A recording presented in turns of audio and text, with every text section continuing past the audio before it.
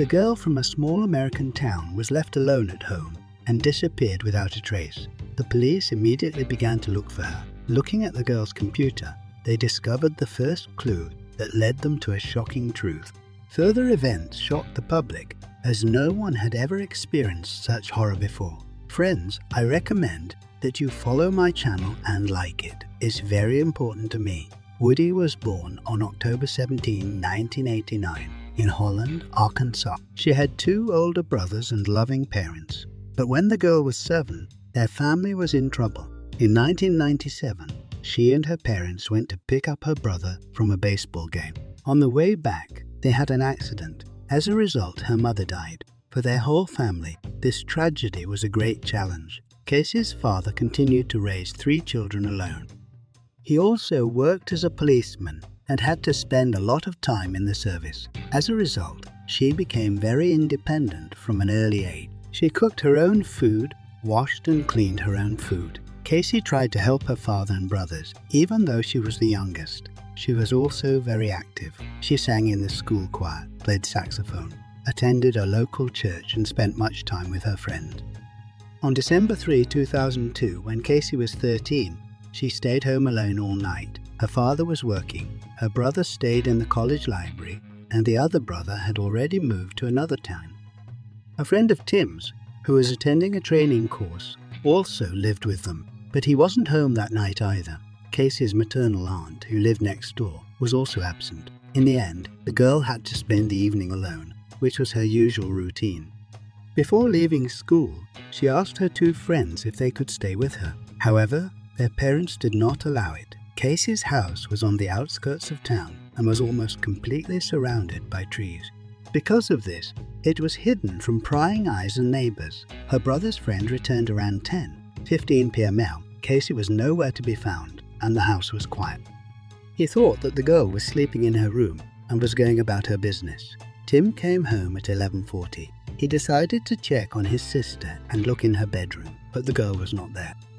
Given that it was almost midnight, the boy immediately contacted his father. Although Casey was very independent, she was only 13 and could not leave at this late hour. Their father immediately came home, where he noticed some disturbing thing. Casey's glasses were broken, her computer was on, and their dog, the Yorkshire Terrier, was limping, like he was getting some kind of injury. His father contacted his colleagues and reported his daughter missing.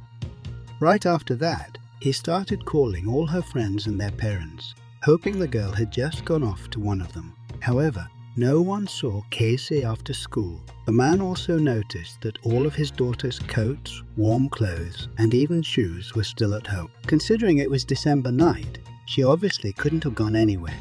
The police immediately began searching, and very soon they received the first clue. On the girl's computer, an online chat was opened with her friend Scott. Casey's brother looked into the correspondence and saw that his sister had sent him a final message at 9:41, after which she did not contact him. Scott continued to write to her without any response and began to worry and wrote to Casey's girlfriend, after which he tried to call the girl's home phone, but there was no answer either. Tim wrote to him, hoping the boy could shed some light on Casey's disappearance, but he had no idea where she had gone. The only thing he knew during his correspondence, the girl also spoke on the phone with another friend named Dave. At the same time, she stopped answering messages a little before 9:41. She disappeared for a few minutes, and when Scott started texting me if everything was okay, she just answered and disappeared again.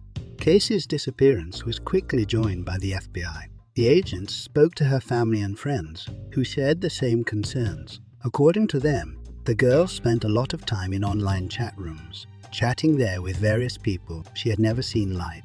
She mostly corresponded with 2 guys, 14-year-old Scott from Georgia and 17-year-old Dave from California. She met them months before her disappearance in a teenage Christian chat room. She first started talking to Dave, and they quickly hit it off. The guy told me that he has an aunt in Arkansas who's in a coma from a car accident, and the doctors don't see any chance of recovery. Casey reminded me of her mum's death, and she hardly spoke to anyone about it, but Dave understood her and could listen. They became more frequent, and the girl introduced him to other close friends, Samantha and Jessica. Casey also told her family about Dave. A few months after meeting her, they began to call regularly, and eventually Casey would talk to him literally every day.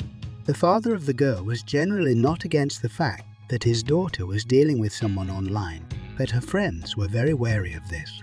It was 2002, and talking to people online wasn't the usual thing. In addition, in this online chat room, there was no way to make sure that you are communicating with the person you say you are. Dave only sent Casey a picture of himself once, but her friend kept taking it seriously. A few months later, Casey met 14-year-old Scott in the same chat room, and the two began talking. The two soon began a relationship. Casey also had some feelings for Dave, but still chose Scott. The problem was, Dave was 18 at the time, and the girl was only 13. When her father found out about the young man's age, he told his daughter that Dave was too old for her and forbade contact with him. However, Casey did not listen to him, as she believed her father was fanning the problem out of nowhere. To her, Dave was just a friend that she could talk to about her day. On the day of the girl's disappearance, her friend saw a picture of Scott in Casey's school locker, and she was very worried. Casey said the guy emailed her the picture, and Samantha started arguing with her. She said it was extremely reckless to give her home address to people she had never met in person, and that it could be dangerous. But Casey didn't care at all about it, and thought her friend was wrong to react like that. However, Samantha's concerns were not raised out of thin air. A few months earlier, Casey's other friend, Jessica, had stayed at her house for the night. The girls were alone. They called Dave, and the three of them were talking on the speakerphone when the girls heard someone walking around the house. It was pitch black outside, so Jessica couldn't see through the window. But they both clearly heard leaves and twigs cracking under someone's feet. The girls hid in Casey's room, and soon they heard the squeaking sound coming from the kitchen, and there was one board that was attached every time a man stepped on it. So Casey was convinced there was someone in her kitchen. Friends tried to quietly barricade the door, and Casey whispered to Dave that there was someone in her house. The guy thought it all seemed to them, and they were just winding it up, and soon the noise really stopped. Since then, Casey's friends have been extremely suspicious of her online conversations, especially since she gave Scott her home address. Samantha didn't rule out that Scott might not actually be the 14-year-old guy he claims to be, but an adult criminal who could hurt her. After Casey's disappearance, her friends told the investigators about their suspicions about Scott and that he knew the girl's home address. FBI agents ran the email, addressed the guy used to log into the chat room, and then tracked down his home address in Georgia. The local cops immediately went there to see who Scott really was. Turns out the guy wasn't lying. He was really 14 years old, and he couldn't have had anything to do with Casey's disappearance because they were almost 1,000 miles apart. The teenager's parents confirmed that he was at home with them that night, and Scott was struck off the list of suspects. After that, the detectives switched to Dave, who again contacted Casey's friends, who remembered something else. Shortly before this happened, Dave said his aunt's condition had deteriorated and he was going to Arkansas to say goodbye to her. Friends also added that Dave seemed strange to them. They repeatedly spoke to him on the phone, and it seemed that his voice sounded older than the stated age. However, the girls were only 13 years old, and an 18-year-old boy seemed like a grown man, so they didn't really think much of it. In addition, Dave sometimes uttered words and phrases that modern teenagers no longer used and are more likely to hear from their parents. The experts tried to trace it to an email address, but this time they failed. Then they decided to act in the old way. Holland was a small town and had already been searched by hundreds of people. They tried to find the girl, but now the investigators added a new task to the police. Officers had to go to all the hotels in the area to find Dave, or whoever was hiding under that name. The detectives had very little information about this man. Casey introduced himself as Dave Fagan and said he lived in San Diego. For this reason, the investigators decided to search for any matches, even the smallest. They even told uniforms to look at people with the same initials. Early in the morning, police began to tour all the hotels, both in Holland and in the nearest settlements. Half an hour later, one of them spotted a car with Californian plates parked outside a motel in nearby Convoy. He talked to a hotel employee who said the car belonged to 47-year-old David Fuller, who checked in the day before Casey disappeared. The motel clerk shared a few more observations. Immediately after arriving, Fuller stated that he did not need room service and asked not to be seen for a week. He was also hysterical when he discovered that he could not connect his laptop to the internet and complained that he would have to go to the local library. The police decided to search his room, where a strange sight awaited them. The men's suitcases stood on the floor and the bed was made. The motel clerk said that Fuller had apparently never slept in the room, since the bed was clearly made by their maid. On the suitcases was a camouflage suit, and he was wearing a pair of rubber gloves. In the room were also found his laptop. Detectives asked a logical question. If Fuller didn't sleep in his bed and apparently didn't show up after the check-in, where did he sleep for 2 days? Given that his car was parked in a motel parking lot, they decided to check out car rental services. A few minutes later, they arrived at a nearby company whose employees confirmed that David Fuller had rented a minivan from them. At the same time, the man behaved strangely. He was visibly nervous and constantly went out to smoke in the process of completing the contract. The detectives received 2 important tips from the company's employees: Fuller's phone numbers and credit cards. Here they came to a disappointing conclusion. Fuller's phone number matched the one that regularly called Casey's house. By comparing their time, the police were able to confirm that Dave, 18, was hiding behind a 47-year-old. After checking his credit card history, they found out that the man had also rented a warehouse across town. A local officer and 2 FBI agents immediately headed there. They were almost certain that Fuller and Casey were there, but they had no idea the girl was still alive. They arrived at the warehouse around 6:00 a.m. When they found the right cell, the officer saw that it was unlocked and raised the door. Inside was the same van. Its engine was running. FBI agents cautiously headed for him, but the next second a gunshot sounded. Officers ran out of the room and called for help. They were afraid to return fire because Casey could have been inside the car. If the girl was alive, any improper action on their part could have led to her death.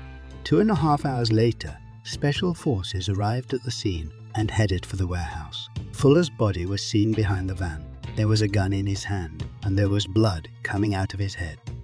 The officers knew immediately that he had killed himself as soon as the FBI agents opened the vault door. In the van itself, they found Casey's body. She was lying face down on the floor with her arms chained to her legs. Medical examiners later determined that she had died from a gunshot wound a few hours before Fuller, and that she had also been assaulted. They found a bottle of chloroform and a rag next to it. Based on this, investigators have constructed a likely picture of what happened.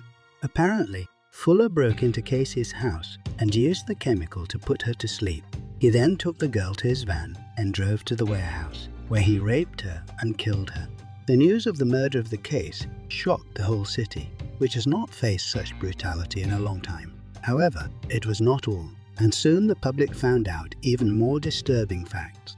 Investigators continued to work on the case and found that Fuller had repeatedly come to the attention of the police. He had a wife and 2 children, but in recent years, his behavior has changed dramatically. He has distanced himself from his relatives and started to behave aggressively. His wife was seriously worried that he might harm her or the children, so she filed for divorce in 2002. The woman later said that Fuller could sit at his computer for hours, talking to someone on the internet and ignoring what was happening around him. He also began to take regular evening walks, during which he spoke to someone on the phone. On one occasion, a man was arrested for exposing himself to 2 girls. However, he received no serious punishment. Fuller's wife also once accused him of taking a shower with their daughter, who was 7. Child Services did an investigation, but couldn't find any evidence. After his wife left him, Fuller moved into a rented apartment in Lames, California. The officers searched the house, finding a collage of Casey's photographs attached to her address and the addresses of her friends. After examining his computer, the experts found that he had interacted with 3 other girls on the internet, but they were not affected by his actions. But the most disturbing thing lay ahead. After scrutinizing Fuller's actions, the police learned that he had visited Holland twice before Casey's murder. He first came there in October. The detectives admitted that the man was following the girl, studying her daily routine for his further plans for the abduction. The second time he arrived in November, Fuller rented the same motel and a van from the same company. Apparently, that's when he planned to commit the crime, but something went wrong. And then the detectives remembered a story from a friend of Casey's when the girls saw someone breaking into their house. The officers concluded it was Fuller. He may have planned to kidnap Casey, but that was the night she called her friend and the man came home. Interestingly, Fuller was on the phone with Casey when he entered her house. He did the same thing a month later in December. According to Scott, the girl was talking to Dave until she stopped answering her texts. When Fuller returned home in November, he bought steel chains, duct tape and clamps. He also found a special company that sold him a large bottle of chloroform. With all this information, the detectives began to think that Casey might not be Fuller's first victim. The policeman noted that he had approached the abduction with such precision and detail that they had little doubt he had done so before. His DNA was entered into the FBI database, but the man was not linked to any unsolved murders. Of course, this database only contains DNA samples from the criminals who left them behind. Therefore, the results of the investigation did not guarantee that the man was not involved in the other murders. It is possible that Fuller simply did not leave his samples because he knew that this could be the way to find him. However, over the years, the investigator failed to link him to other crimes. After Casey's death, her family established a non-profit organization to educate children and their parents about the dangers of hiding online. This case was also one of the first of its kind that the perpetrator used the internet to kidnap and kill a person. A year after Casey's death, her case was taken to the NIPT and FBI as a prime example of why children should be protected online. Share your opinion in the comments and do not forget to like under this video. If you liked it, I also recommend subscribing to my channel where I publish the most interesting criminal news from around the world. Thank you for watching